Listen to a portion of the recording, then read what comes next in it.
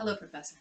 Well, considering what I would think to be what I learned most in this class, I came across a story. It's about a teacher who dies and goes to heaven. And when the teacher gets to heaven, she looks over and she sees a New York City cab driver.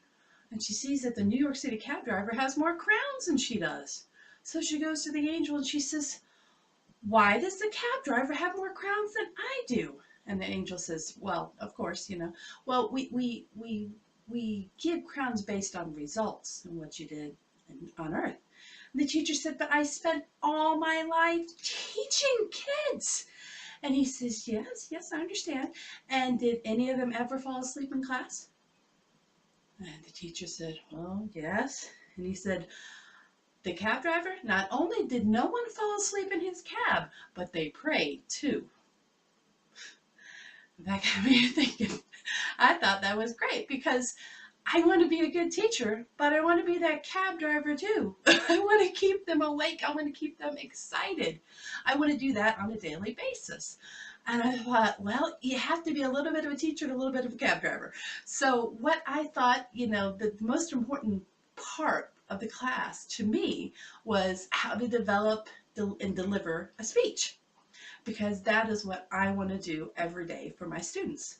I want to spend the night before developing something that's going to excite them, something that's going to get them excited about the subject, something to just enthuse them to learn more.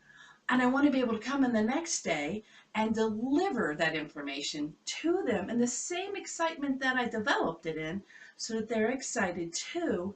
And then at the end, I want to be able to listen to them and to see what they learned or what they didn't learn, and see if I'm able to help them understand the material. So the three things being that I would want to do is I want to be able to develop a great speech, I want to deliver a great speech, and I want to be a good listener. I know those are three things, but they're so tied together when you think about the profession of teaching. And that is just where my passion has always been since I started classes day one. And as you always say, I use my hands a lot, and it's because I'm so excited about what I do. And I just want to get that excitement, and I want to get that knowledge that I have and be able to give it to my students. And I think after I've been able to successfully develop, deliver, and then listen to my students, I think that I will develop a more greater respect for them. They will develop a more greater respect for me. They will know, they will have that knowledge that everything will be consistent in my classroom. They'll know that I'm prepared the night before, that I show up prepared to give that speech, and that I am going to be there to listen to them, to answer their questions in a way that's, is respectful to them.